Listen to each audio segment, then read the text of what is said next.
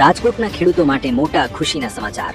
ગુજરાતના ખેડૂતો માટે મોટી સમસ્યા. ધોરાજી પંથકના ખેડૂતોમાં ભારે રોષ. જીતપુરના ખેડૂતો કરશે આંદોલન. કચ્છના લોકો માટે મોટી ચેતવણી.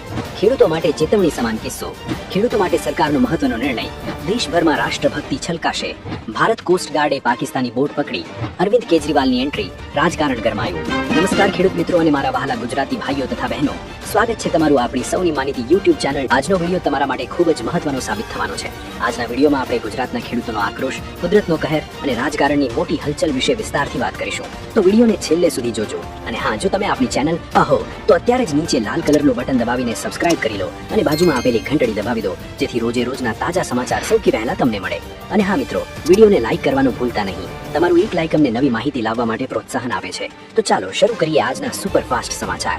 સૌથી પહેલા અને સૌથી મોટા સમાચાર હવામાન અને ખેડૂતોની ચિંતા વિશે.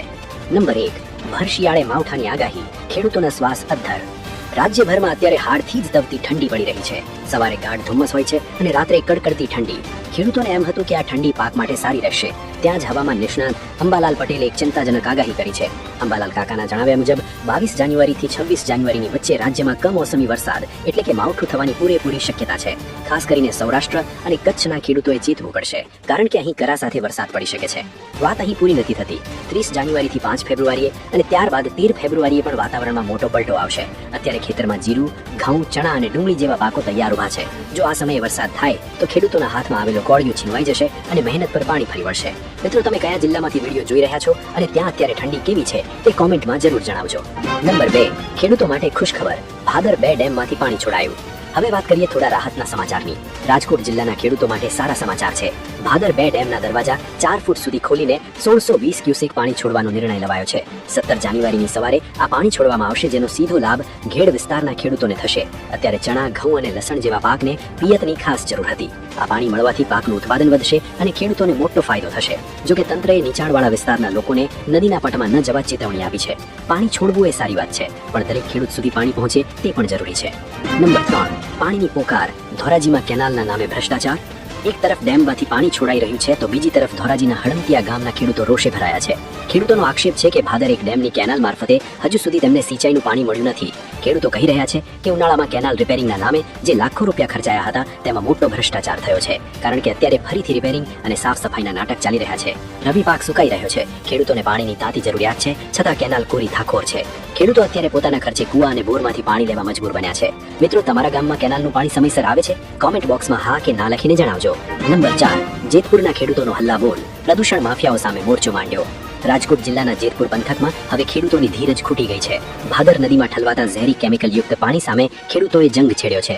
કેરાળી ગામના નદીના પટમાં મોટી સંખ્યામાં ખેડૂતોએ ધરણા યોજીને ગુજરાત પ્રદૂષણ નિયંત્રણ બોર્ડ એટલે કે GCBC અને પ્રદૂષણ માફિયાઓ સામે સૂત્રોચ્ચાર કર્યા હતા.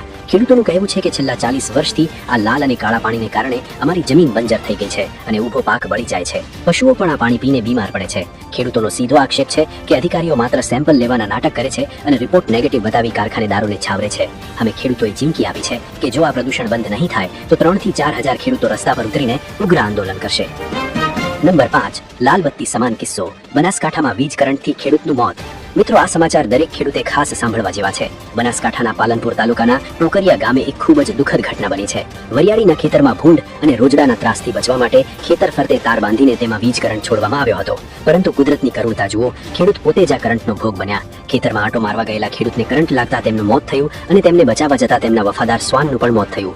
એટલું જ નહીં, મૃતકના દીકરા અને દીકરી પણ કરંટ લાગવાથી ગંભીર રીતે ઘાયલ થયા છે.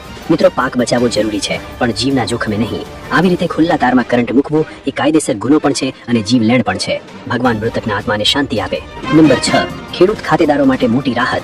રીસર્વેમાં અરજીની મુદ્દત વધી. ગાંધીનગરથી ખેડૂતો માટે એક સારા અને કામના સમાચાર આવી રહ્યા છે.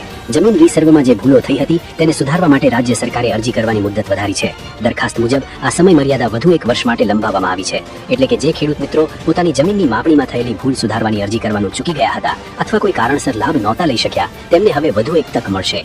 આ નિર્ણયથી ખેડૂતોના જમીન રેકોર્ડ સુધરશે અને ભવિષ્યમાં થતી તકલીફો દૂર થશે. જો તમારે પણ રીસર્વેમાં વાંધો હોય તો વહેલી તકે અરજી કરી